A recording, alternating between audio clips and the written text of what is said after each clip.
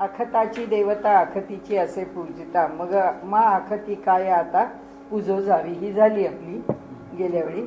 आता दीप्तीची लुगडी दीपू कळिके तू वेढी, हे न म्हणता ते उघडी ठाके काही.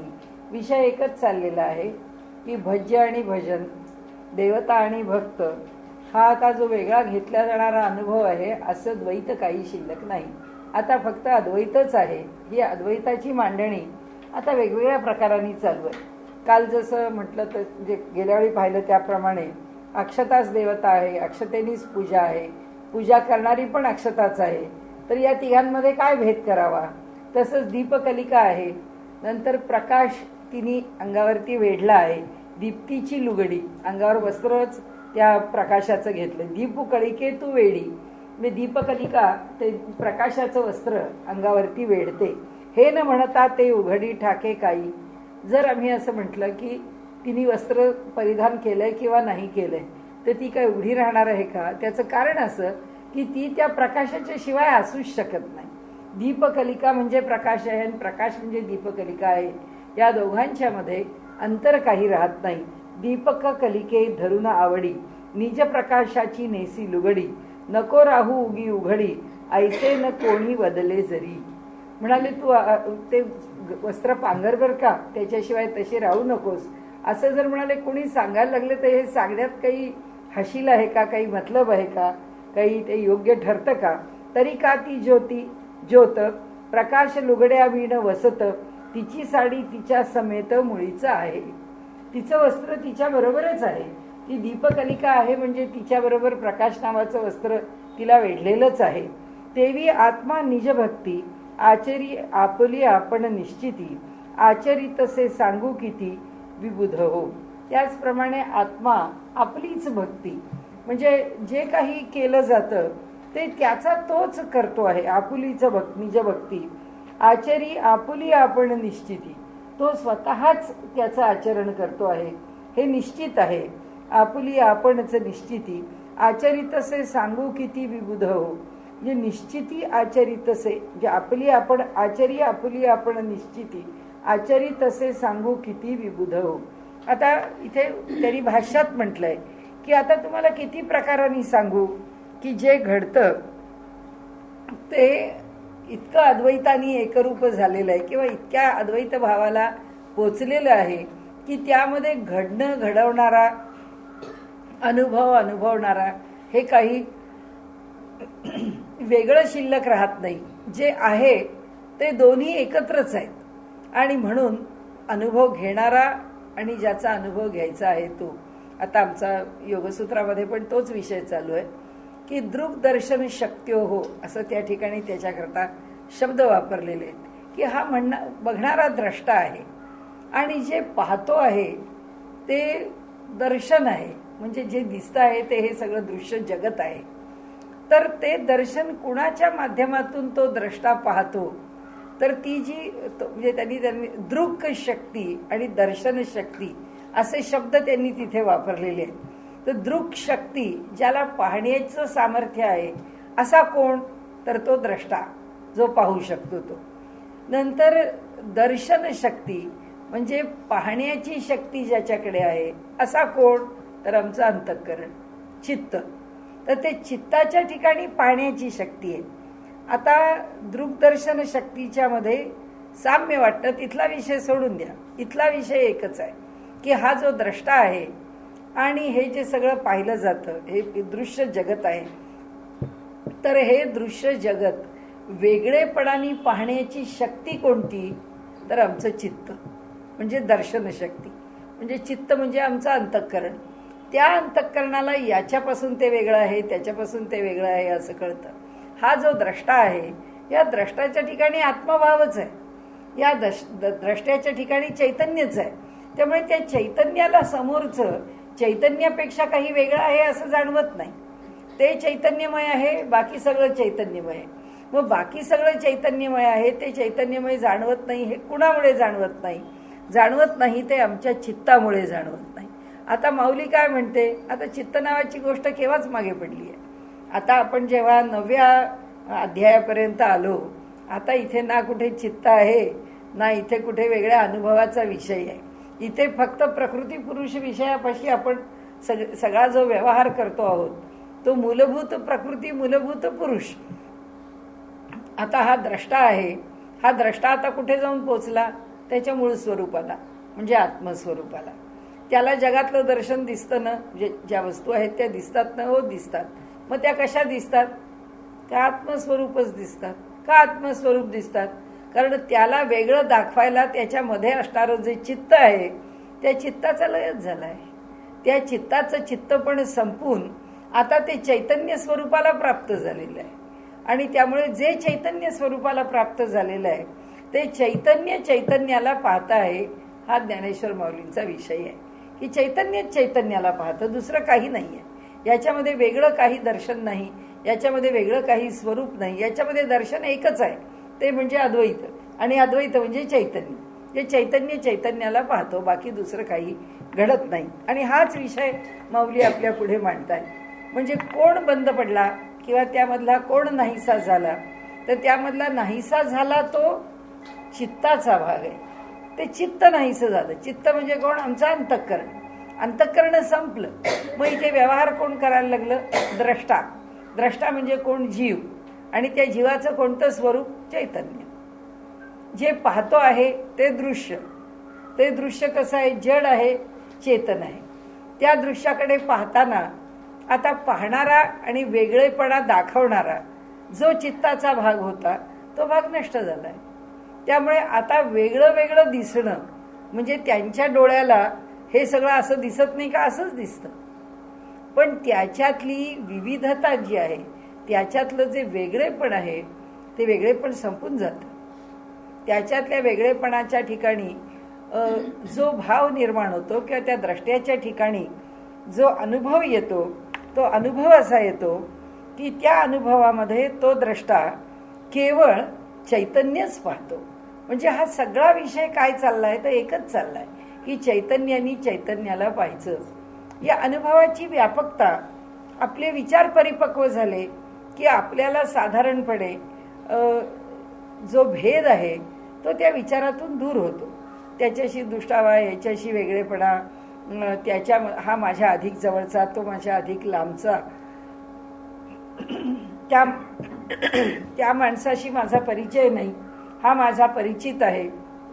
हे जे सगळे भेद अंतःकरणामध्ये निर्माण होतात ते भेद केव्हा सुटतात? जेव्हा ते जीव चैतन्य आहे ते जीव चैतन्य अधिक व्यापकपणे पाहायला लागतं. म्हणजे काय करतं? ते चित्ताच्या निर्माण केलेल्या वेगवेगळ्या भावभावनांमधून पाहत नाही. मग ते कोणत्या दृष्टिकोनातून पाहतं? तर ते एकाच दृष्टीने पाहतं आणि ती दृष्टी म्हणजे चैतन्य दृष्टी, की चैतन्यच आहे, सगळं काही चैतन्यच आहे. ह्या भावनेनेच ते चैतन्य पाहतं. त्यामुळे चैतन्याला पाहतं, चित्त संपून जातं. हा एक भाव आहे, याच्यामध्ये एकच भाव आहे. ह्याच्याशिवाय दुसरा विषय ज्ञानेश्वर माऊली इथे मांडत नाही. ते म्हणतात केवळ चैतन्य, विश्व ही चैतन्य आहे, पाहणाराही चैतन्य आहे, अनुभव ही चैतन्य आहे. याच्यामध्ये अद्वैताचं आणखीन दुसरं कोणतं वर्णन शिल्लक राहत नाही. आणि म्हणून आता ही जी सगळे दृष्टांत चाललेत आपण कालपासून पाहिले तसे, आणि म्हणून त्यांनी पहिल्यांदाच आपल्याला सांगितलं की पहिल्यांदाच मौन सांगितलं की मौन धारण केलं आणि मौन आहे म्हणजे मुक आहे आणि बोलक्याने मौन धारण केलंय. आता बोलक्याला मौन धारण करावं लागेल, मुक्याला धारण करावं लागतच नाही, ती त्याची वस्तुस्थितीच आहे. तर तसं हा जो ज्ञानी पुरुष आहे तो कशाचंच वर्णन, पुढे आहे त्याचं वर्णन आलेलं की तो कशाचंच वर्णन करत नाही, त्याला कशाचंच बोलण्याकरता काही शब्द राहत नाहीत. आता तो विषय आणखीन ते विस्ताराने सांगतील की बोलण्याकरता वेगळा शब्द राहत नाही. त्याचं कारण असं की एका चैतन्याशिवाय ते काही वेगळं असत नाही हे त्याला कळल्यामुळे आता बोलणं हे शिल्लक राहतं का? नाही राहत. म्हणून ते आपण अनेक वेळा उदाहरण घेतलंय दक्षिणामूर्ती स्तोत्राचं की गुरोस्तु मौनम व्याख्यानम शिष्यास्ते छिन्न संशया. गुरुचं व्याख्यान म्हणजे मौनच आहे आणि त्यांच्या मौनातच शिष्याचा संदेह पिटलेला आहे. म्हणजे शिष्याने ओळखलाय की गुरु ज्या अर्थी मौन राहत आहेत, आपण ब्रह्म म्हणजे काय प्रश्न विचारलाय पण आपले गुरु त्याला उत्तर देत नाहीत, याचा अर्थ मौन हेच त्याचं उत्तर आहे. म्हणजे ब्रह्म म्हणजे काय, तर मौन. मौन म्हणजे ज्याच्याबद्दल काही बोलता येत नाही. उपनिषद तरी शब्दात बोलतात. जे सगळं पुन्हा पुन्हा सगळे विषय एकात एक गुंतलेले एकत्र येतात. ते वाचारूढ केलेलं आहे परिहार त्याचा. तिथे त्या वाचारूढ परिहारामध्ये त्यांनी म्हटलंय की या वाचेचं ऋण आहे. का आहे? आता ब्रह्म हे मौन आहे. म्हणजे ब्रह्माचं लक्षण सांगताना मौन हे त्याचं लक्षण सांगितलं. ते कसं कळलं? उपनिषदातून कळलं. गुरुस्तु मौनम व्याख्यानम शिष्यास्ते छिन्न संशया, या स्तोत्राचा विषय हा तैत्तिरीय उपनिषदाने काय मांडला? यतो वाचो निवर्तन्ते अप्राप्य मनसासह.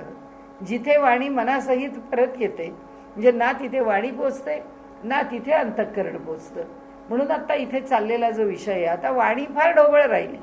त्याच्याकरता आधीच त्या मुख्याचा दृष्टांत येऊन झाला की मुख राहणं आणि स्वतःच्या ठिकाणी मौनच असणं, बोलताच न येणं. बोलताच आलं नसतं तर वेद बोललाच नसता. पण वेदाने काय केलं? वेद पुष्कळ बोलला आणि मग शेवटी काय म्हणाला? नेती बेती. आता काय मला बोलता येत नाही. मग एवढं सगळं कशा करता बोलला? तर म्हणाले हे बोलला कशा करता? ते वाचारूढ परिहार. त्याच्याकरता त्या वाचारूढात सारखं जायचं की वाणीने आम्हाला जर कळलं नसतं तर आम्ही हे तत्वज्ञान काय समजून घेतलं असतं. त्यामुळे हे आम्हाला कळणं अपरिहार्यच आहे. हे जे सांगितलं आहे हे म्हणजे अयथार्थ नाही आहे, हे यथार्थच आहे. त्याबद्दल प्रश्न नाही आहे. पण तरी सुद्धा त्याची यथार्थता कुठपर्यंत, त्याची पण चर्चा आता आज आपण वाचू, त्याच्यात येईलच आपल्याला. हे म्हणून ही दीप्तीची लुगडी म्हणजे प्रकाशाने किंवा दीपकलिकेने प्रकाशाला वेढून घ्यावं, हे त्या दीपकलिकेला सांगायची काही गरज आहे का? कारण ती प्रकाशाशिवाय तिचं अस्तित्व प्रकटच करत नाही. म्हणजे दीपकलिकेचं लक्षण प्रकाश आहे का? नाही. दीपकलिकेचं स्वरूपच प्रकाश आहे. ते तीच ते आहे. ते तिचं स्वरूप लक्षण नाही. परमात्म्याचं स्वरूप लक्षण काय आहे? सत्य किंवा सच्चिदानंद किंवा सत्चित आनंद किंवा सत्यम ज्ञानम अनंतम नित्यम, ही सगळी काय त्याची लक्षण आहे. म्हणजे त्याचं स्वरूप आहे का? नाही. हे त्याचं स्वरूप लक्षण आहे. मग त्याचं स्वरूप काय आहे? त्याचं वर्णन चाललंय. त्या दीपकलिकेचं स्वरूप काय आहे? ती प्रकाश हे तिचं स्वरूप आहे का? नाही. प्रकाश म्हणाला की दीप आला आणि दीप म्हटलं की प्रकाश आला. त्यामुळे वर्णन करताना दीपाचा प्रकाश हे त्या दीपकलिकेचं लक्षण आहे नाही, दीपकलिकेचं स्वरूप आहे. म्हणून स्वरूप लक्षण वेगळं आणि प्रत्यक्ष स्वरूप वेगळं. का चंद्रा ते चंद्रिका न म्हणिजे तू लेका, तरी तो असी का तिची या किना. आता चंद्राने चांदणं पांघरलं म्हणजे तो चंद्रिकांच्या बरोबरच आहे. चंद्र जो आहे त्या चांदण्यांच्या बरोबरच आहे. तो का दुसऱ्याच्या बोले भला. म्हणजे चंद्राने आता त्या चांदण्यांना वेढून घेतलंय किंवा चांदण्यांचा प्रकाश आपल्या अंगावर घेतलाय. लोकांनी सांगितलं अरे चंद्रा ते चांदणं घे बर का अंगावरती, असं म्हटलं म्हणून त्यांनी घेतलं का? चंद्र आणि चांदण्याला तुटी मुळचीच नाही की. चंद्र आणि चांदण्या हे अलग होऊच शकत नाहीत. चंद्राच्या बरोबर चांदण्या आहेत, चांदण्यांच्या बरोबर चंद्र आहे. आम्हाला अमावस्येला दिसला नाही तरी चंद्र आणि चांदण्या बरोबरच आहे. ते काही एकमेकांच्या पासून दूर नाही. भज्य आणि भजन म्हणून ज्याची उपासना करायची तो आणि जी होते ती उपासना. म्हणजे समजा आम्ही रामनाम घेत असलो आणि त्या रामाची उपासना करत असलो तर भज्य राम आहे आणि भजन रामनाम आहे.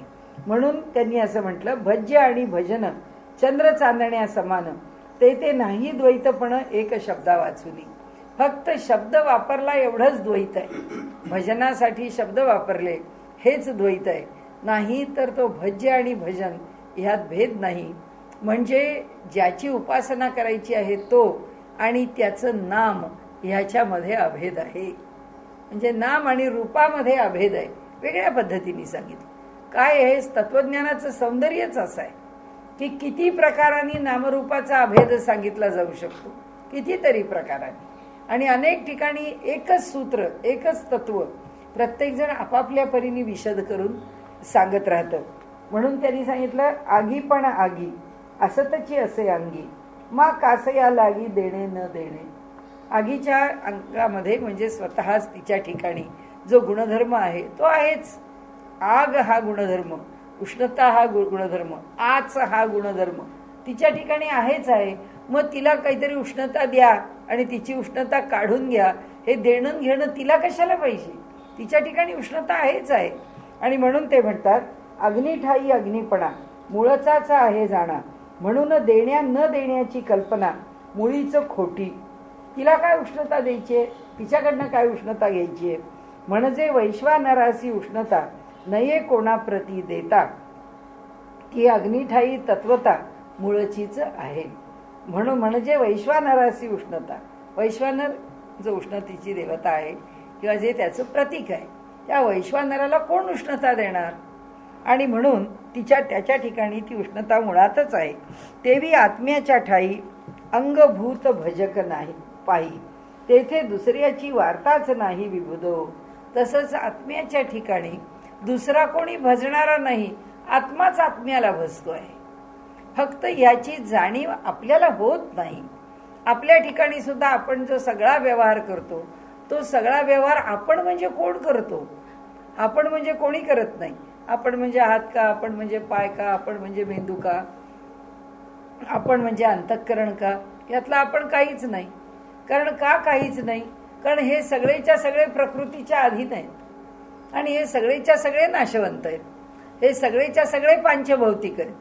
आणि आपण ज्याला आपण म्हणतो ते आपण आपलेपण आपण ह्याच्याशी निगडीत करतो.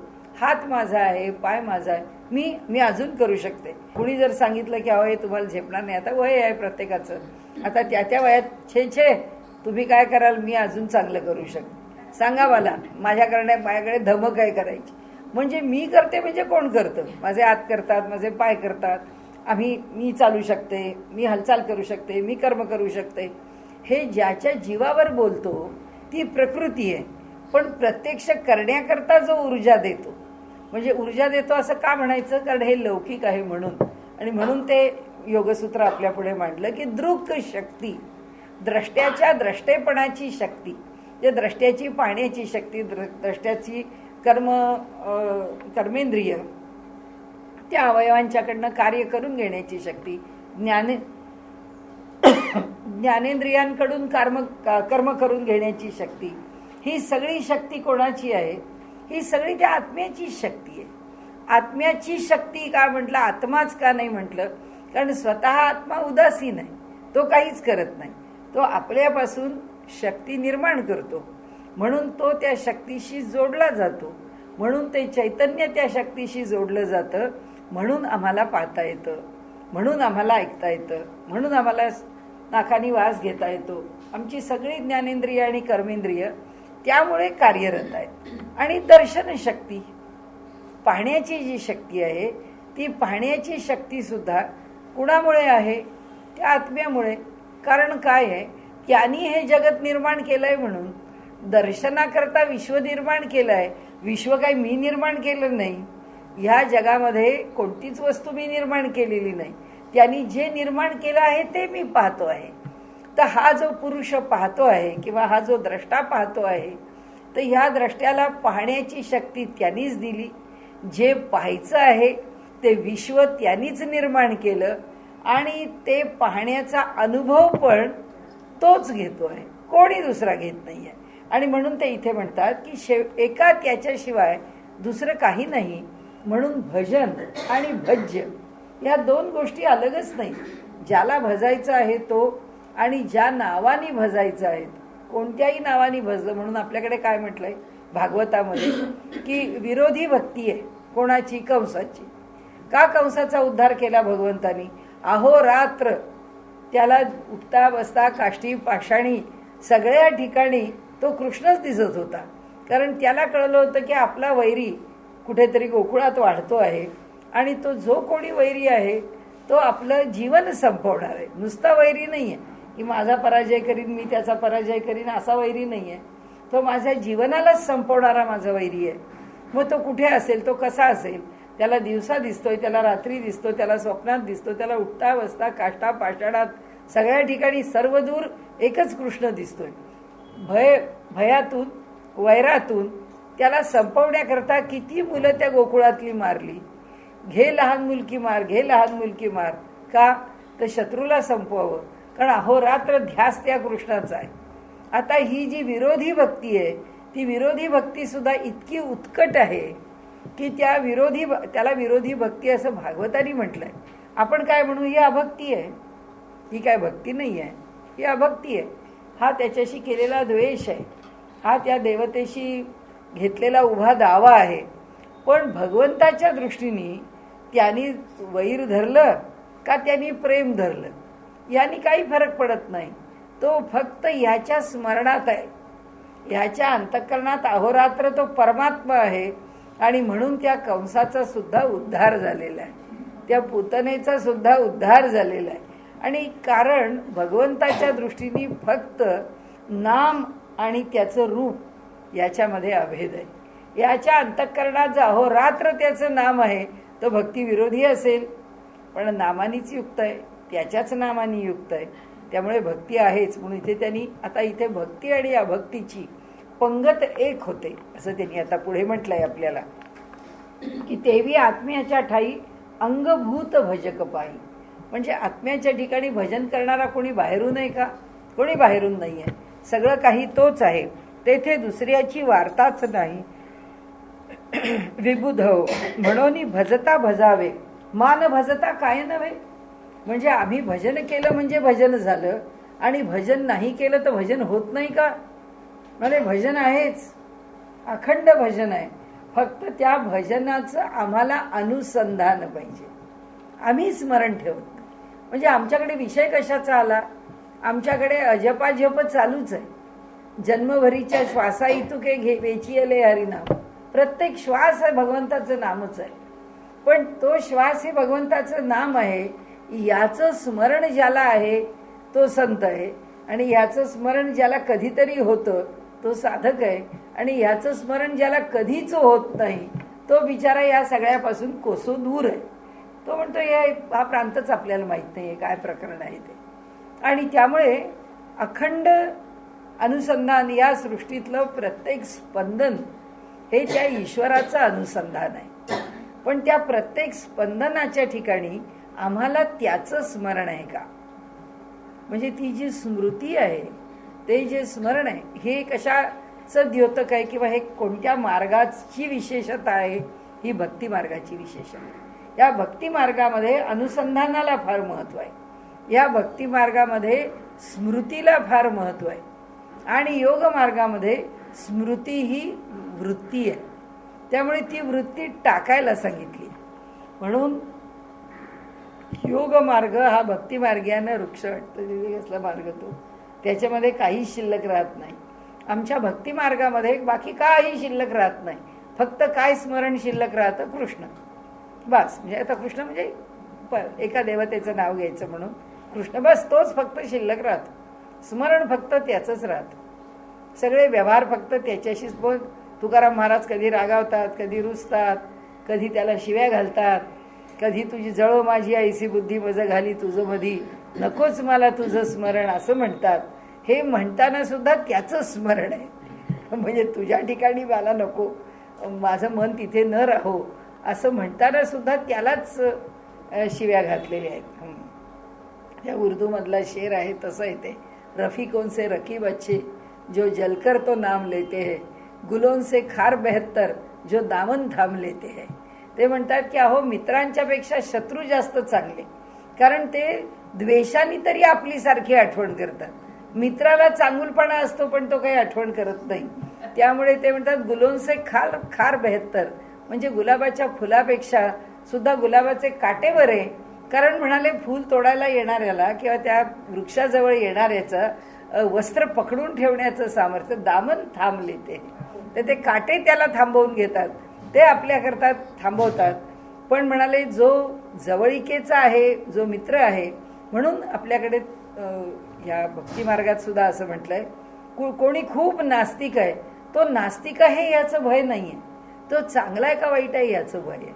तो दुष्ट नसावा, तो वाईट नसावा, तो वाईट मार्गावर चालणारा नसावा, त्याच्या मनामध्ये म्हणजे खल विचार नसावेत. बस तो नसेल भगवंताला विचारत तर बिघडलं कुठे?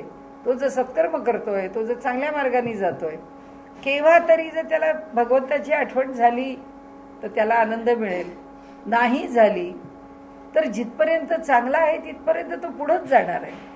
आणि म्हणून आपल्याकडे ईशोपनिषदांनी सुद्धा अविद्यया मृत्युम तीर्थवा विद्यया अमृतम अश्नुते असं म्हटलेलं आहे की अविद्येने मृत्यू जातो. मृत्यू म्हणजे मृत्यूचं भय जातं, जन्ममरणाचं भय जातं, पण विद्येने अमृतत्वाची प्राप्ती होते, म्हणजे परमात्म्याची प्राप्ती होते. म्हणजे एखादा माणूस नास्तिक आहे, आपल्या घरात सुद्धा आपण म्हणतो आहोत. कालच माझ्याकडे ग्रस्त आले होते, ते म्हणले माझ्या मुलीला मी सांगितलं की अगं गीतेचा एक 15वा अध्याय तरी वाचत जा. तर म्हणले माझ्या मुलीने मला सांगितलं की बाबा हे आम्हाला जमायचं नाही. आता म्हणले काय करावं, या मुलींना एवढे घरात संस्कार केले, त्या मुलींना नुसता एक 15वा अध्याय वाच म्हटलं. 4 मुली म्हणले माझ्या, एक सुद्धा मुलगी वाचायला तयार नाही. म्हटलं नका वाचे ना, चांगली वागतीये ना, आपला प्रपंच चांगला करतीये ना, पोराबाळांची काळजी घ्यायचं ना, बस झालं, आपल्याला काय करायचंय. तिने वाचलं नाही वाचलं काय फरक पडतो. तिचं कल्याण साधायला अजून 4 जन्म जातील, जाऊ द्या, कोणाला घाई आहे. आपण आत्ता करायला लागलो म्हणून आपले तरी काय अजून 100 जन्म यायचे राहणार आहेत का, येणारच आहेत. 100 आहेत का 1000 आहेत का लाख आहेत, कोणाला माहिती. हा सगळा हिशोब त्यांनी मांडायचा, आपण कशाला. म्हणजे आपण फक्त काय आहे की यातनं मिळणारा जो आनंद आहे, याच्यामुळे जीवनात मध्ये होणारे जे लाभ आहेत, त्या लाभाला आम्ही मुकू नये, त्या लाभाला आम्ही वंचित होऊ नये, त्या लाभापासून आम्ही दूर राहू नये, एवढीच अपेक्षा आहे. आणखीन काय अपेक्षा आहे. आणि म्हणून इथे त्यांनी म्हटलंय की तो जो अंगभूत भजक, तो स्वतःच भजन करतोय. तो नास्तिकाच्या हृदयात पण भजनच करतोय, आस्तिकाच्या हृदयात पण भजन करतोय. का नास्तिकाच्या हृदयात भजन करतोय म्हणण्याची हिंमत करावी, कारण नास्तिकांनी ईश्वराची निंदा केल्यावर त्यांनी त्याची जीभ छाटून टाकली असती, पण तो छाटत नाही. त्याला कितीही वाईट शब्दात बोलणारा भेटला तरी सुद्धा ईश्वर त्याच्यावरती हल्ला करत नाही, किंवा ईश्वर त्याला कोणतीही शिक्षा देत नाही. शिक्षा त्याची त्याला होते.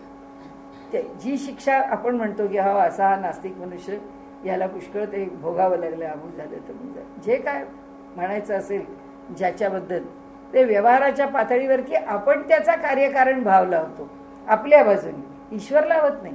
आपण म्हणतो तो वाईट वागला म्हणून देवानी त्याला चांगली शिक्षा दिली. त्याला चांगली शिक्षा देव देतच नाही. त्याला जर शिक्षाच होणार असेल तर त्याचं कर्मच त्याला शिक्षा देते. त्या कर्माच्या ठिकाणी जी वाईट तीव्रता आहे तीच त्याला शिक्षा देते. आणि म्हणून भगवंत त्या दुष्टाच्या हृदयात सुद्धा काल गृहस्थ हेच सगळे प्रश्न विचारत होते.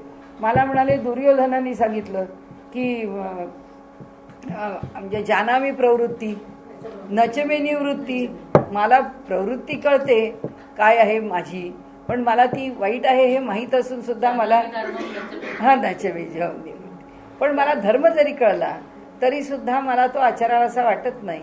आणि माझी रुची जी अधर्मात आहे किंवा दुष्ट नचमे निवृत्ती, मला ती निवृत्ती माझ्या ठिकाणी काही येत नाही. तर तेव्हा ते म्हणाले की मग आता असं आहे की आपल्यात जर काही बदलच होत नसेल तर आपल्याला येत असला रागतो, खुशाली येऊ द्यावा. तर म्हटलं येऊ द्यावा, काय बिघडलं. आपल्याला जर रागवायचंच आहे, त्या रागवण्यातच सुख आहे असं वाटत असेल तर तात्कालिक सुख मिळवत राहावं.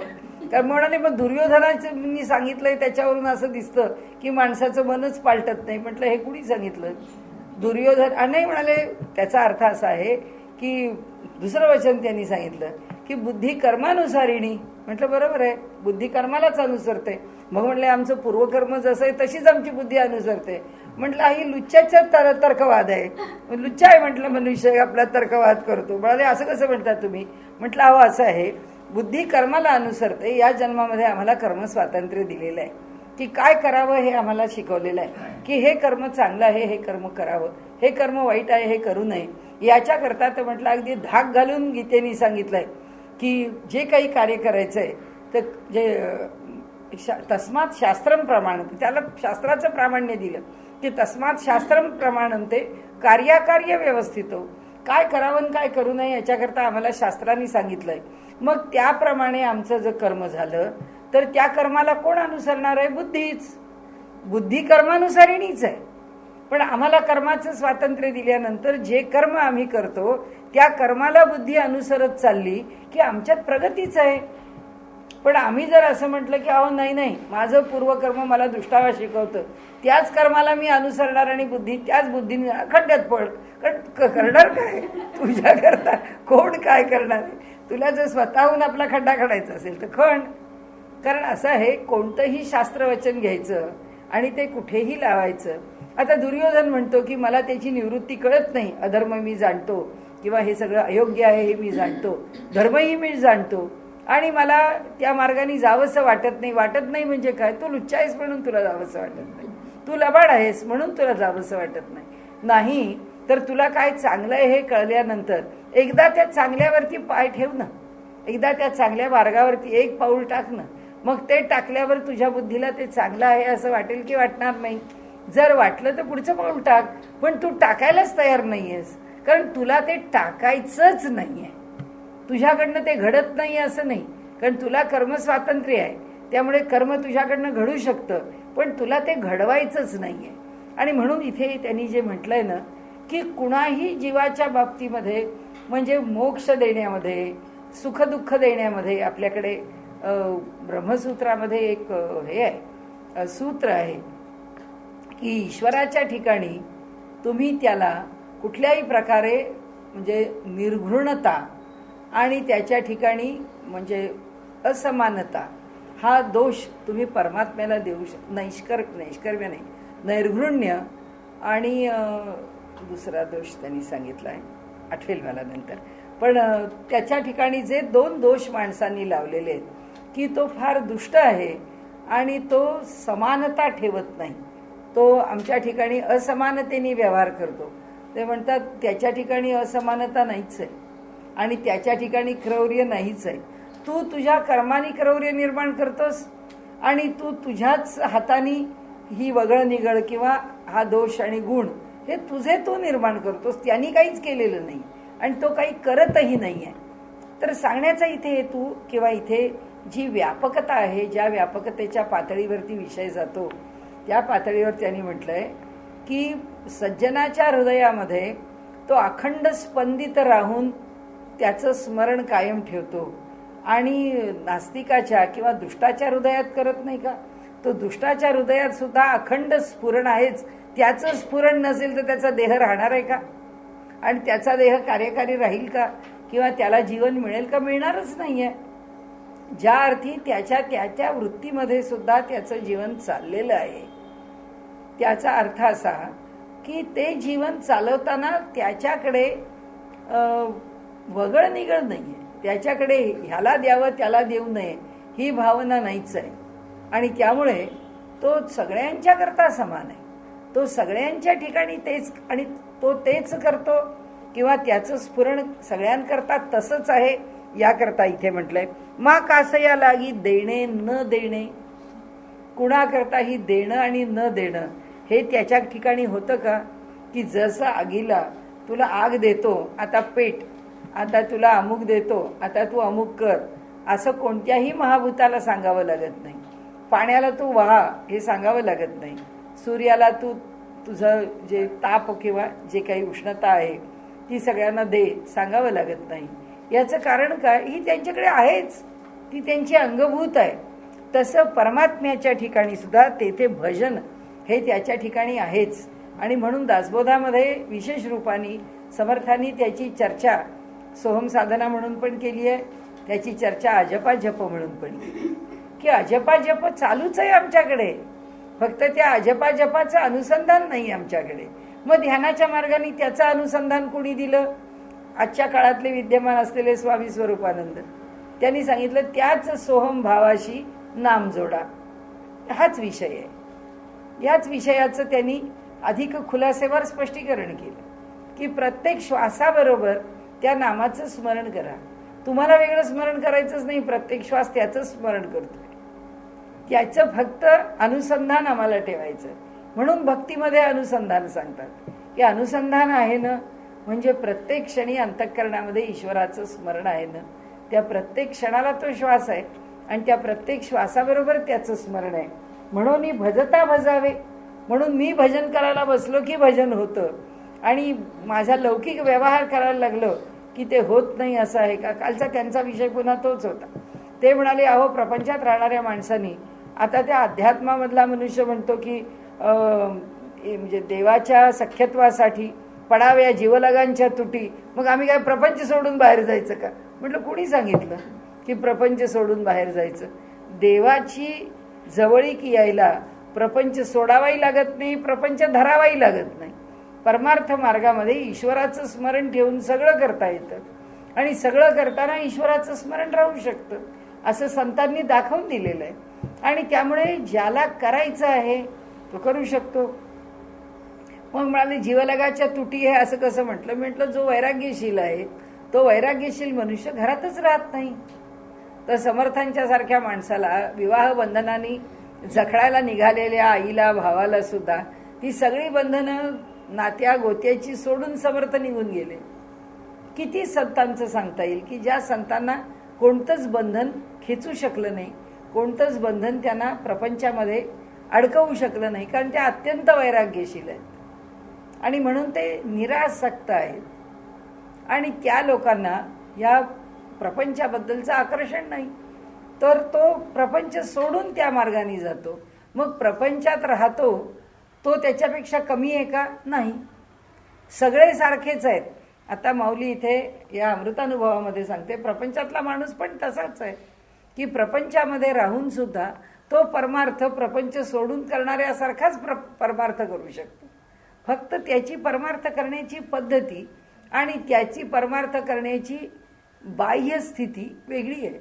अंतरंगातली स्थिती प्रापंचिकाची आणि वैराग्यशील पुरुषाची या दोघांमध्ये सुद्धा काही भेद नाही आहे. ज्यांनी प्राप्त केलंय तो प्रापंचिकही त्या अधिकाराचा आहे आणि ज्यांनी प्राप्त केला आहे तो वैराग्यशीलही त्याच अधिकाराचा आहे. म्हणून ते म्हणतात म्हणून भजता भजावे मान भजता काय नव्हे. म्हणून हातामध्ये एकतारी घेऊन बसलाय आणि अखंड नामसप्ताह करत गावोगाव फिरतोय, म्हणजे हा फक्त नाम घेतो आणि आम्ही आमच्या प्रपंचातली कर्तव्य पूर्ण करताना ईश्वराच्या अधिष्ठानाने आम्ही ती कर्म करतो, तर आम्ही काय ईश्वराचं भजन करत नाही? म्हणून ते म्हणतात की भजन केलं म्हणजे भजन होतं आणि नाही केलं म्हणजे भजन होत नाही, असं आहे का? असं काही नाही आहे. म्हणाले ऐसे नाही स्वभावे श्री शिवची असे, असं काही नाही आहे. सगळा भगवंतच आहे, एका परमेश्वराशिवाय दुसरं काही नाही. म्हणून भजक आत्मयासी भजत राहो अहर्निशी. म्हणून हा भजक म्हणजे ज्याला आम्ही भजणार आहोत तो भज्य. तर तो जो भजक म्हणून भजक आत्मयासी भजन करणारा म्हणून भजक आत्मयासी भजत राहो अहर्निशी न भजताही तयासी आत्मभक्ती. नाही, मग असाच अर्थ केलेला बरोबर आहे. म्हणून भजक आत्मयासी ज्याला भजायचं आहे असं जे आत्मस्वरूप आहे त्याचं भजन आम्ही अहर्निशी करत राहावं.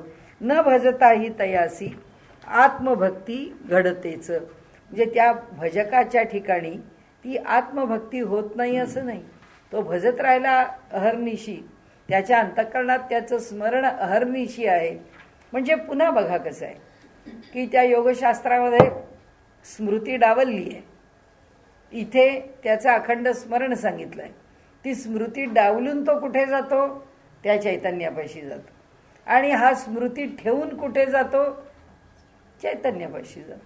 त्याच चैतन्यापाशी आपलं स्मरण ठेवतो. म्हणजे चैतन्यालाच दोघं मिळवायला जातात. याचा मार्ग भिन्न आहे, त्याचा मार्ग भिन्न. हा म्हणतो मी सगुणाचे आधारे, मी सगुणाच्या आधाराने निर्गुण बसतो. तो म्हणतो मी भजन करायला त्या भानगडीतच पडत नाही.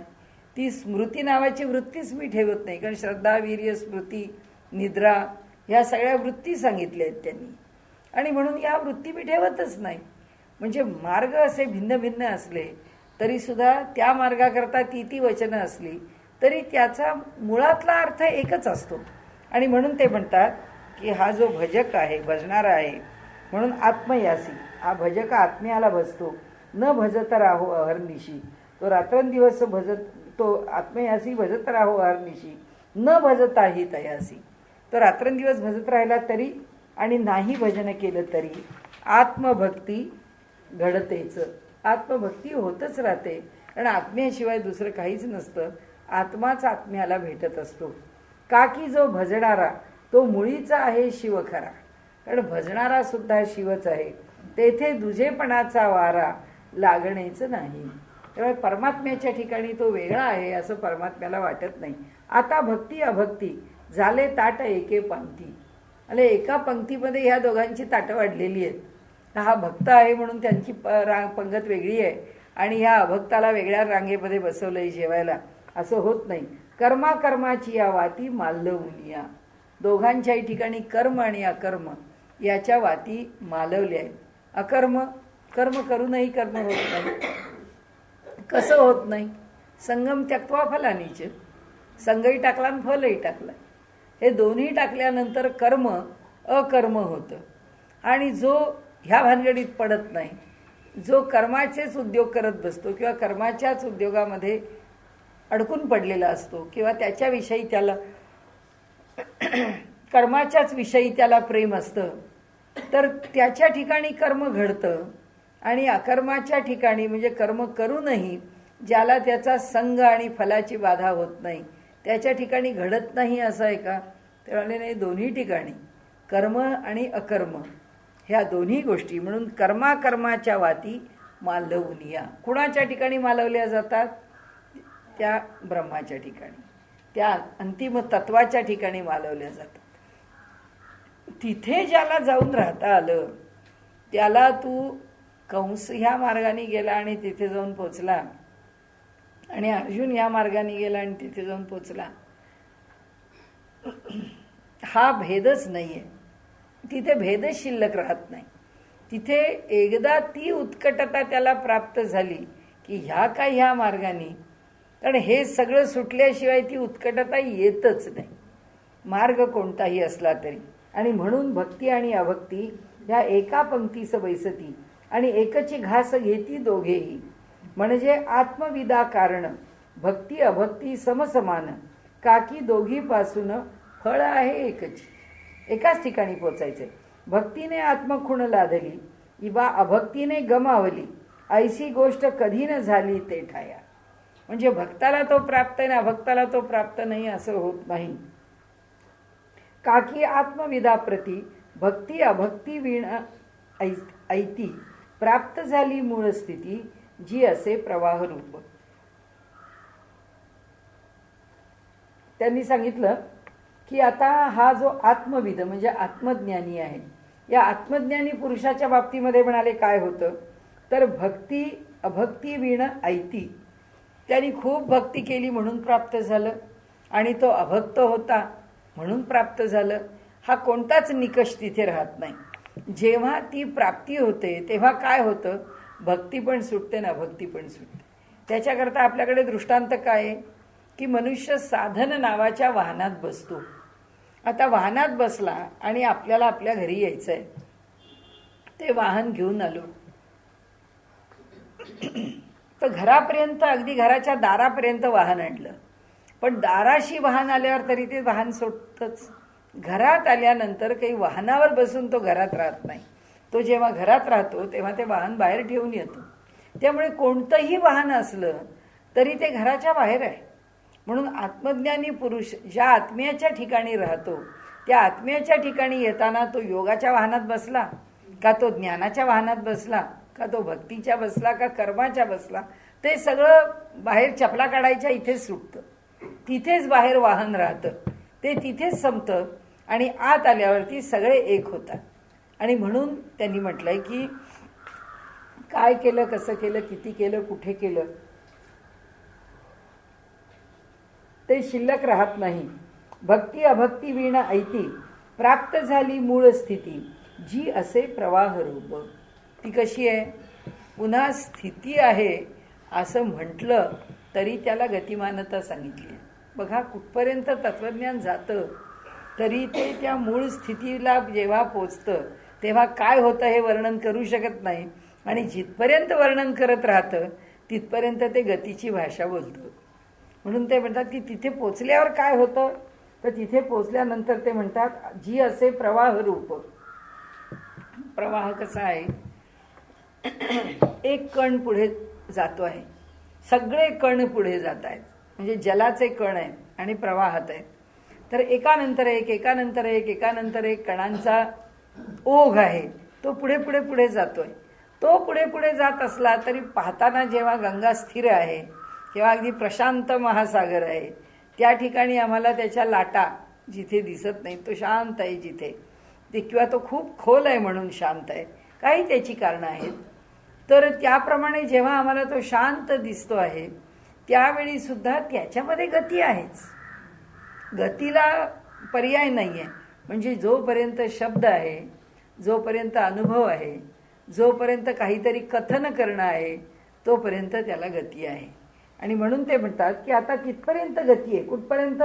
प्राप्त झाली मूळ स्थिती जी असे प्रवाह रूप. भक्ती तरी प्रकाश त्याचा, अभक्ती तरी प्रकाश त्याचा, दोन्हीमुळे स्वानुभवाचा ठाव काही मोडत नाही.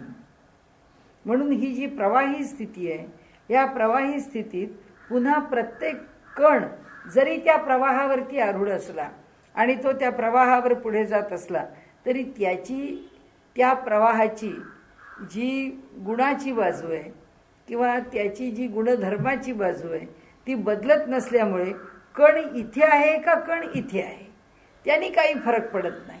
तो त्याच एका भूमिकेवरती कायम राहतो. आणि म्हणून जेव्हा स्थिती सांगायची तेव्हा सुद्धा ती गतिमानच सांगितली. प्रवाह म्हणजे गतिमानता, म्हणून ती गतिमानतेमध्येच सांगितली आहे.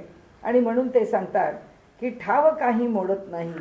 त्याची ती स्थिती जी आहे ती स्थिती काही बदलत नाही, कारण ती स्थिती कायम तशी. कुणाचं उदाहरण घ्यायचं? तुकाराम महाराजांचं घ्यायचं की आम्ही वैकुंठवासी आलो याचं कारण असी.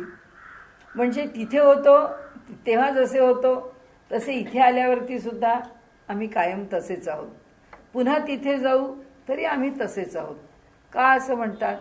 त्याचं कारण अजून जोपर्यंत आत्म्याशी एकरूप झाले नाहीत आणि आपलं अस्तित्व वेगळं मांडून आहेत तेव्हा ते एका स्थितीला आहेत. आणि ते ज्या एका स्थितीला आहेत ती स्थिती प्रवाहरूप आहे, कारण ती गतिमान आहे. गतिमान का? कारण एका आत्म्याशिवाय दुसरं काहीच असं नाही आहे की जे स्थिर आहे. त्याला मिळालेली स्थिरता ही चंचलतेमध्ये सापडलेली एक गती आहे. म्हणजे स्वर आहे. आपण अगदी संगीताचा विचार केला तर सा हा स्वर आहे, षड्ज आहे. तर हा षड्ज सापडला आहे, पण ज्याला पक्का षड्ज सापडलेला आहे आणि ज्याला षड्ज लागताना थोडा कणस्वर लागतो, थोडा इकडे इकडे होतो, थोडा स्वर हलतो, हे जे आहे हे केव्हा होतं? हे तेव्हा होतं की जोपर्यंत त्या मूळ स्वरापासून हा बाजूला आहे. आता तो मूळ स्वर सापडला की याला सापडलेला मूळ स्वर आहे. म्हणजे आता मूळ स्वरापासून तो वेगळा आहे का? नाही. पण तो मूळ स्वर आहे का? नाही. कारण का? तर हा वेगळा स्वर लावतोय आणि तो सारखा त्या स्वरावर राहण्याचा प्रयत्न करतोय. म्हणजे भीमसेन जोशींनी षड्ज लावला की हलत नाही, याचा अर्थ तो प्रतिक्षणाला तसाच लावला जातो. आणि तो प्रतिक्षणाला तसाच लावणं म्हणजे त्या स्वराचं प्रवाहीपण आहे. दुसरं काय? म्हणजे जेव्हा एक वस्तू एका मशीनवरनं तयार होऊन बाहेर पडते, त्याच्यातला माल सेकंड असतो, डिफेक्टिव्ह असतो आणि एकसारखा असतो. जो सगळा एकसारखा माल आहे तो आपण एक्सपोर्ट करणार, तो आपण क्वालिटी नंबर 1 म्हणणार त्याची, की हा अगदी क्वालिटेटिव्ह आहे की ह्याला कोणी चॅलेंज नाही करू शकत, हा बोलून चालून डिफेक्टिव्ह आहे. आणि हा सेकंड्स आहे की कुठे 19-20 जर काहीतरी इकडे इकडे झालेलं आहे तर ठीक आहे, चालेल आम्हाला तो. ही स्थिती काय आहे? म्हणजे कायम एकसारखं साच्यातून बाहेर काढायचं आहे की जी काही वस्तू, जो काही प्रॉडक्ट, तो त्याच साच्यातून जसाच्या तसा आम्हाला बाहेर पाहिजे आहे, परंतु तो तसाच्या तसा बाहेर पडत नाही. त्याच्यामध्ये का पडत नाही? कारण ते मशीन आणि ती व्यक्ती आणि त्याच्या एन्व्हायरमेंटल कंडिशन्स या प्रत्येक क्षणाला सारख्या नाहीत. त्याच्यामध्ये बदल आहे आणि म्हणून ते तसंच्या तसं एक्झॅक्ट रेप्लिका बाहेर येत नाही. त्याचं अगदी जसंच्या तसं स्वरूप बाहेर येत नाही. मग कोणतं स्वरूप बाहेर येतं? तर थोडंसं इकडे तिकडे. आता हा आत्मज्ञानापासून थोडासा इकडे तिकडे असणारा कोण असतो? तो अजूनही साधक असतो, तो अजूनही मुमुक्षूच असतो, कारण त्याच्यामध्ये काहीतरी इकडे तिकडे होऊ शकतं. पण जो तुकाराम महाराजांच्या सारखा आहे ते बनचुके आहेत, त्यांच्याकडून निघणारा कोणताही प्रॉडक्ट त्या मूळ प्रॉडक्टपेक्षा वेगळा निघणारच नाही. म्हणजे अखंड जी अंतःकरणाची स्थिती आहे ती त्याच ठिकाणी आहे. आणि ती त्याच ठिकाणी कशी असते किंवा ती कशी असावी लागते याकरता तुकाराम महाराज म्हणतात रात्रंदिना आम्हा युद्धाचा प्रसंग. युद्धाचा प्रसंग का? कारण त्या एकाच ठिकाणावर सारखं राहावं लागतं. त्याच ठिकाणावर राहणं म्हणजेच त्या आत्मबुद्धीमध्ये राहणं.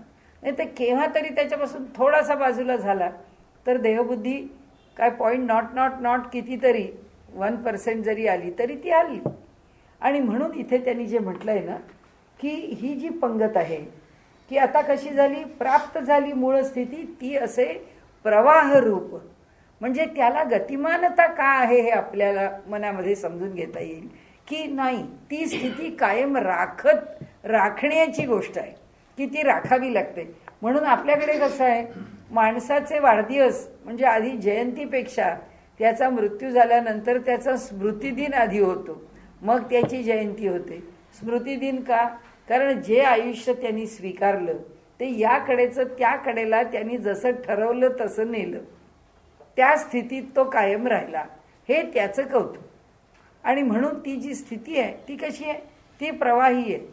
तो प्रवाह केव्हाही वळण घेऊ शकला असता पण त्यांनी घेतलं नाही. आणि त्यामुळे देह पडेपर्यंत जे स्वीकारलं आहे ते तसंच्या तसंच चालू ठेवलं. त्याकरता तुकाराम महाराज काय म्हणतात, पडले वळण इंद्रिया सकाळा. आता रामकृष्ण काय म्हणतात की आम्ही त्या स्थितीला प्राप्त झालो, आता आम्हाला काही करावंच लागत नाही. ती स्थिती आपोआप कायम झालेली आहे. आणि ती कायम आपोआप झाली म्हणजे काय, ती सहज स्थिती आहे किंवा त्या अनुभवातली ती मॅच्युरिटी आहे किंवा त्या अनुभवातली ती परिपक्वता आहे. आता हलणं माहीत नाही, आता त्याच्यापासून दूर जाणं माहीत नाही. म्हणून कर्म अकर्माच्या वाती मालवनिया. कर्म आणि अकर्म या दोन्ही गोष्टी आता संपुष्टात आलेल्या आहेत, त्या काही राहिलेल्या नाही. परंतु जी स्थिती आहे ती मात्र प्रवाह रूप आहे. जो प्रवाह आम्हाला स्टेडीज दिसतो. आम्ही जर म्हणजे शॉक लागतो, इलेक्ट्रिकची वायर लाईव्ह वायर असेल तर तिचा शॉक येतो, पण तो आता इथं प्रवाह आहे, इथं आहे ना, आता इथं आहे, ती इलेक्ट्रिसिटी अशी वाहतीये अशी काही आपल्याला दाखवायला लागत नाही किंवा अशी दिसत नाही, कारण ती प्रत्येक क्षणी प्रत्येक ठिकाणी आहेच.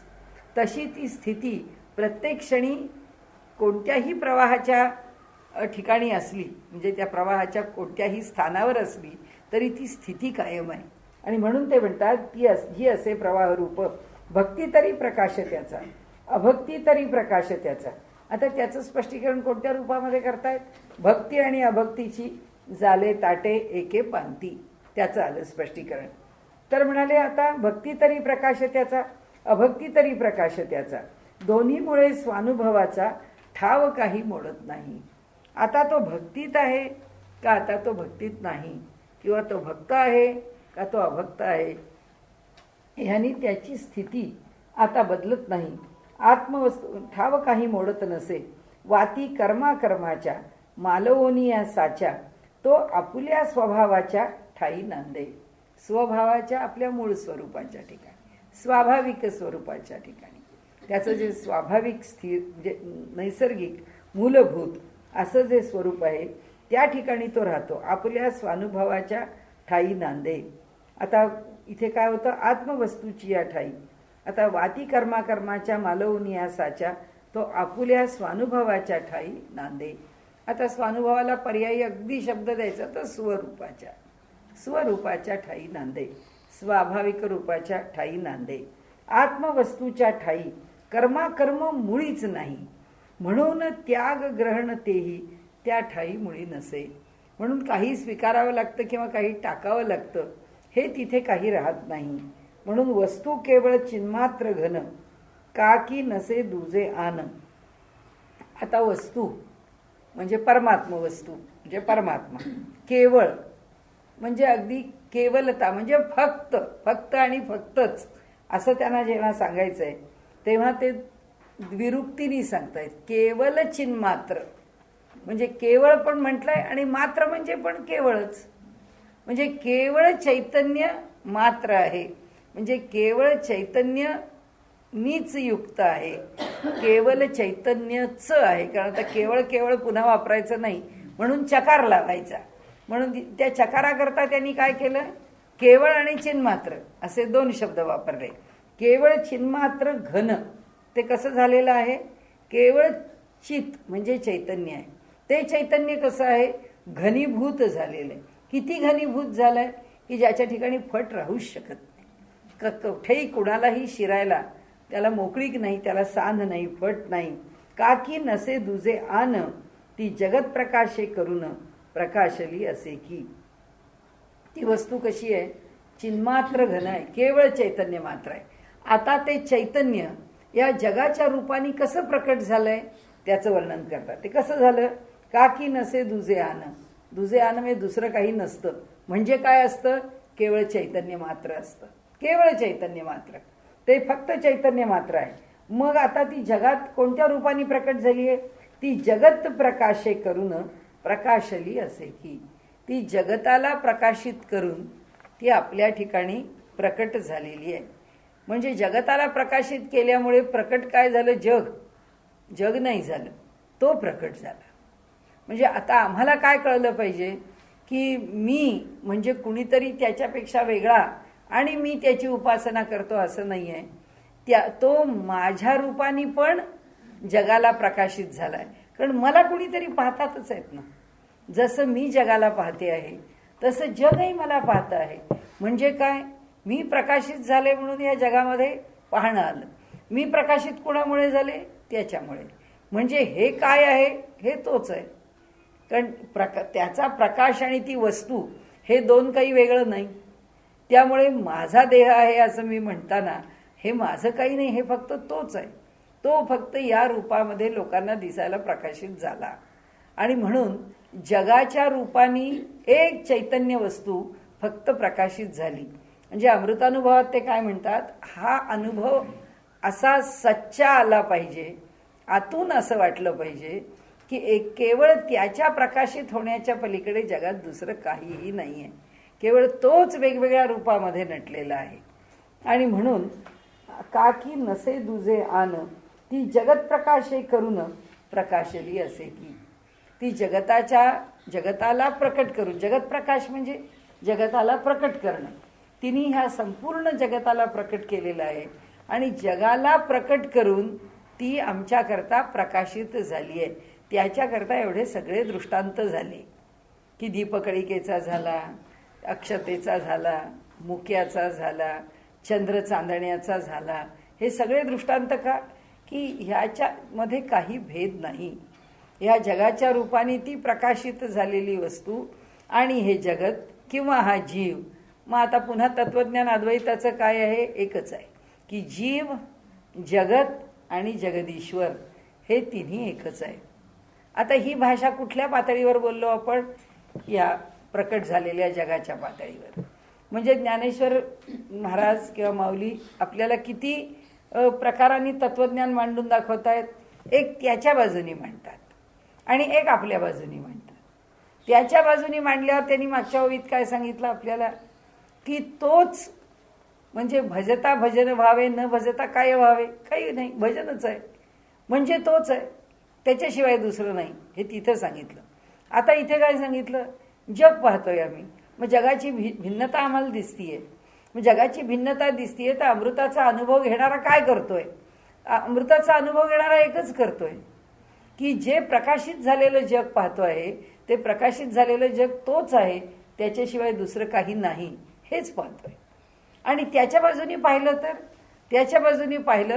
तर त्याच्या बाजूनी हा बघणारा किंवा हा अनुभव घेणारा हा शहाणा आहे का हा वेडा आहे? हा अधिकारी आहे का हा अनाधिकारी आहे? हे तो पाहतच नाही. जे स्फुरण तो चांगल्याला देतो तेच स्फुरण तो दुष्टाला देतो. जे त्याच्या ठिकाणी चैतन्य त्यांनी घनरूप भरून राहिलंय तेच चैतन्य या दुष्टाच्याही ठिकाणी भरून राहिलंय. मग फरक कुठे आला? फरक त्याला ते भरून राहिलेलं चैतन्य कळतंय आणि ह्याला ते भरून राहिलेलं चैतन्य कळत नाहीये. कळत नाहीये म्हणून हा बद्ध आहे आणि कळता आहे म्हणून तो मुक्त आहे. ह्याच्याशिवाय ज्ञानाचं स्वरूप आणखीन काय वेगळं? आणखीन काही नाही, ज्ञान एवढंच आहे. आणि त्यामुळे माऊली म्हणते हेच ज्ञानाचं स्वरूप आहे. वस्तू केवळ चिन्मात्र घन ती अशी आहे का की नसे दुजे आन, ह्याच्यापेक्षा तिचं स्वरूप वेगळं नाही. ती जगत प्रकाशे करून प्रकाशली असे की. जगाच्या बाजूनीच आहे. म्हणून उपनिषदे दशे येती निंदे. म्हणाले म्हणून उपनिषद आली बोलायला, कारण हे जग निर्माण झालं, आम्ही या जगात पाहायला लागलो इथे आल्यानंतर त्याला जाणावं अशी इच्छा निर्माण झाली. मग ती झाल्यावर काय करावं हा प्रश्न पडला, म्हणून साधनं निर्माण झाली. मग हे सगळं जे काही आहे त्याच्याकरता बोलला कोण? वेद. वेद म्हणजे वेदामध्ये तत्वज्ञान कोण बोललं? उपनिषद. म्हणून ते म्हणाले की म्हणून उपनिषदे दशे येती. म्हणून उपनिषद आकाराला आली. पण कशी आली? निंदेनी आली. म्हणजे उपनिषदाची निंदाच झाली.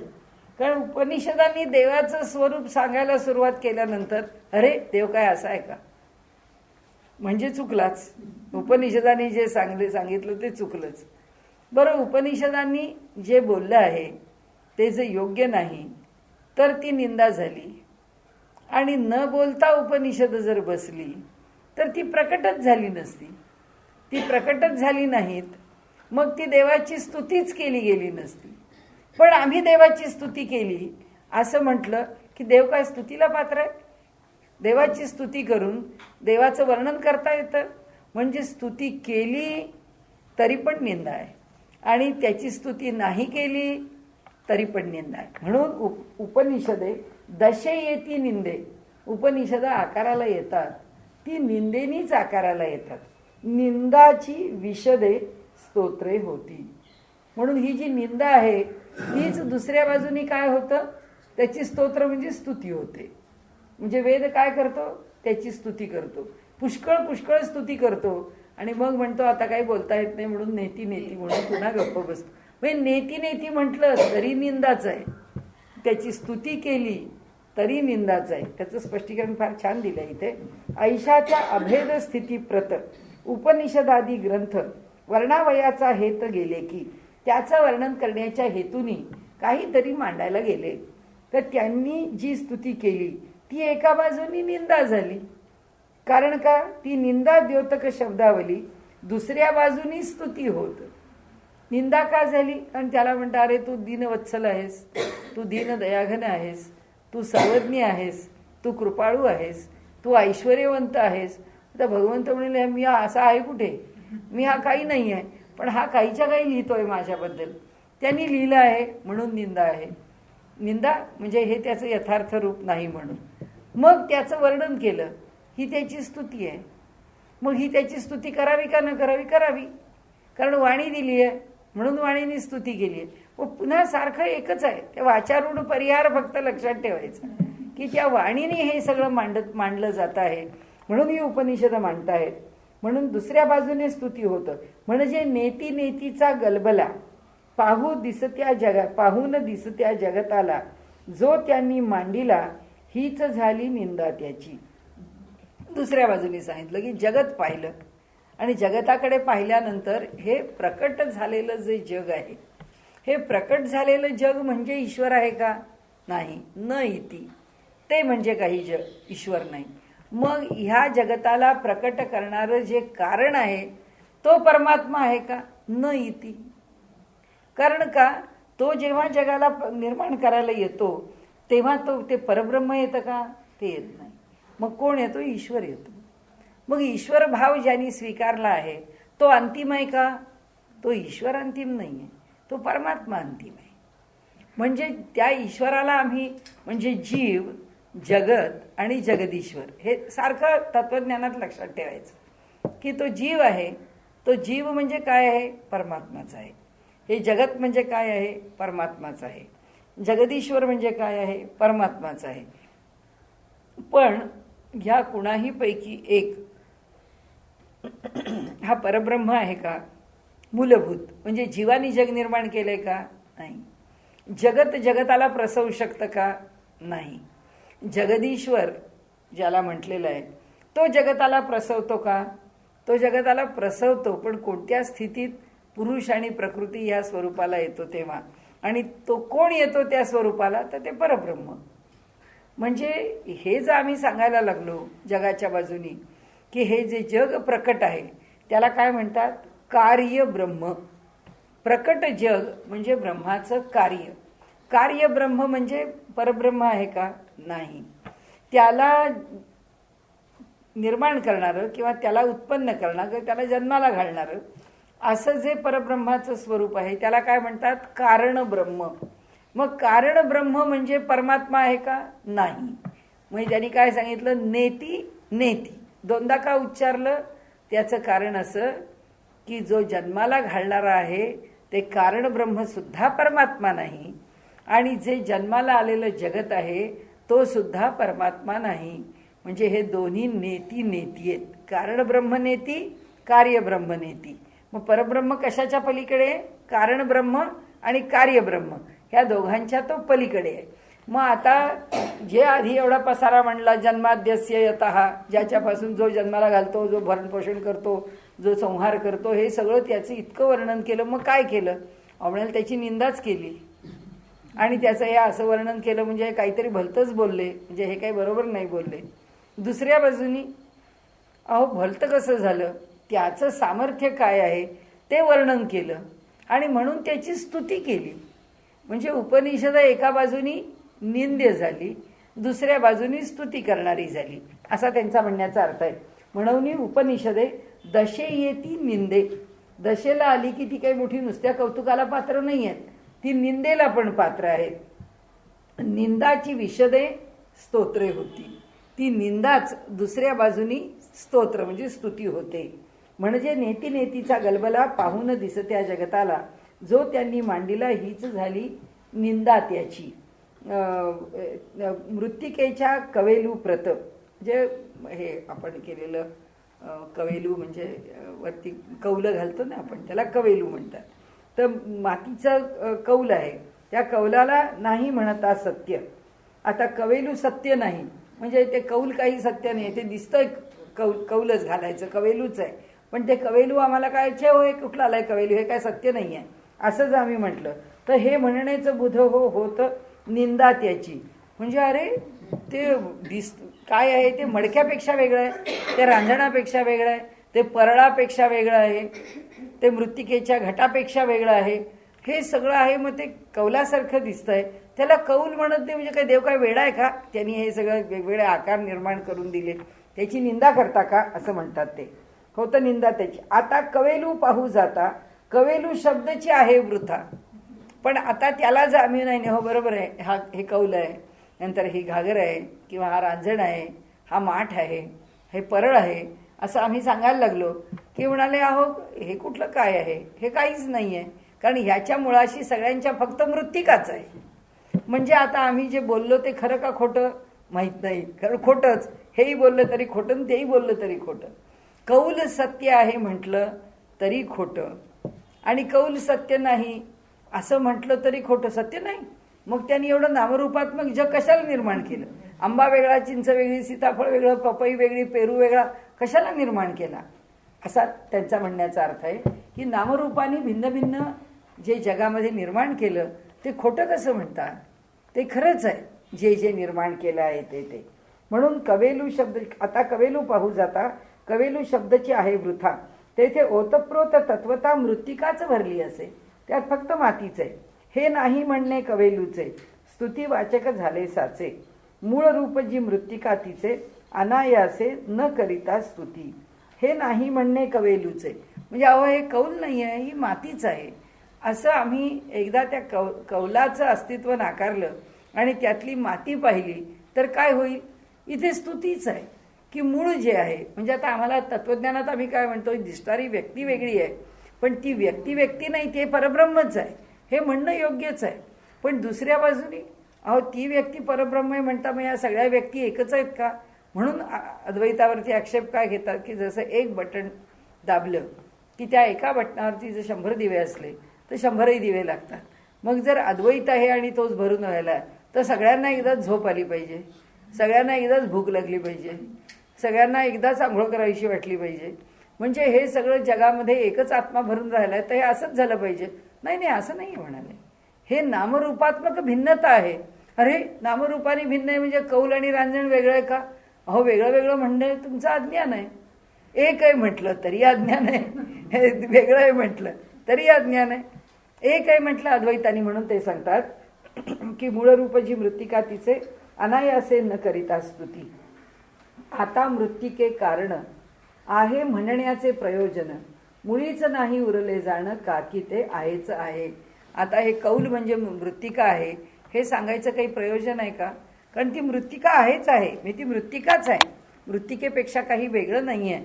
हे जर आम्हाला कळतं आहे तर म्हणाले आम्हाला वेगळा विचार करायचं काय कारण आहे? तरी ना तरी निंदास्तुती दोन्ही मौनासाठी जाती, मौनी मौन आथी न बोलता बोली. म्हणून ते म्हणतात काही बोलू नये हे खरं. म्हणून त्या परब्रह्माचं स्वरूप जे आहे ते फक्त मौन आहे, मौनाशिवाय त्याला वेगळा शब्द नाही. मौनी मौन आथी न बोलता बोली, न बोलणं हेच त्याचं बोलणं आहे. म्हणून निंदा आणि स्तुतीचे पर्यवसनात मौनात साचे, आणि मौनपण मौनाचे ठाईर आहे. म्हणजे हे जे मौनपण आहे ते जेव्हा मौन आहे म्हणजे मुकेपण आहे, अजिबात बोललं जात नाही, ते तिथेच राहतं. वेद बहुत बोलला. आता म्हणून त्यांनी काय सांगितलं की अंतिमतः बोलू नये हेच खरं, परंतु वेद बहुत बोलला परी मौनास नाही चुकला. पुष्कळ बोलून झाल्यावर आपण मुलांना म्हणतो की खूप पुष्कळ रागावतो, इकडून तिकडून उलटं पाठ. हे बघा माझा काही रागवण्याचा हेतू नव्हता, तुझ्या भल्या करता सांगितलं. मग ते एवढा तासभर कशाला लेक्चर दिलं? तर ते दिलेलं असतं, सगळं रागावून बोलून सगळे अहवाल वाचन करून झालेलं असतं, मागचं पुढचं सगळं बोलून झालं. आता म्हणायचं नाही मला काहीच बोलायचं नाहीये, तर तुला काय करायचं ते कर. मग तो म्हणतो एवढा तास माझा खाल्ला कशा करता, हे एवढं सगळं सांगून. तर ते इथे म्हणतात तसं वेद बहुत बोलला परी मौनास नाही चुकला. तसं आपण हे सगळं बोलून झाल्यावर आपण म्हणतो आम्ही कशा करता बोलतो, आम्हाला तुमचं भलं व्हावं म्हणून बोलतो, नाही तर आम्हाला त्याच्याशी काय देणं घेणं. बाहेरचा माणूस येऊन बोलणार आहे का तुला? कारण त्यांना काहीच घेणं देणं नाही आहे. तू माझा आहे म्हणून मला बोलणं आहे, तू माझा मुलगा आहे, तू चांगला असावंस असं मला वाटतं म्हणून मी तुला बोलते. हे जे आहे हे शेवटी तसं आहे त्या वेदाचं. तो सगळं त्या ईश्वराची स्तुती कर कर कर कर करतो आणि मग म्हणतो की आता मी मौनाला चुकत नाही, नेती नेती म्हणून राहिला उगाची.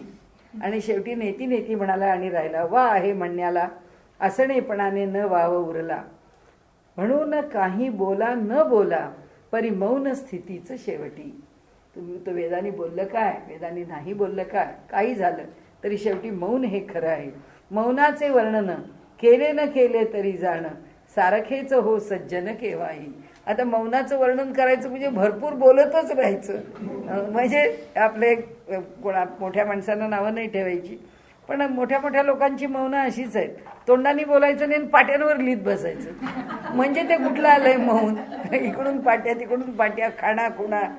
आज ते काल ग्रस्त आले ते माझ्याकडे. ते ग्रस्त म्हणाले की मी आता अमेरिकेत होतो तेव्हा माझ्याकडे शेजारी पाजारी सगळे आंध्र आणि कानडी लोक होते. त्यांना इंग्रजी येत नाही, त्यांना हिंदी येत नाही, त्यांना मला त्यांची भाषा येत नाही. आता त्यांच्याशी कोणत्या भाषेत बोलू? पण म्हणाले आम्ही रोज 4-4 तास बोलत होतो, भेटत होतो.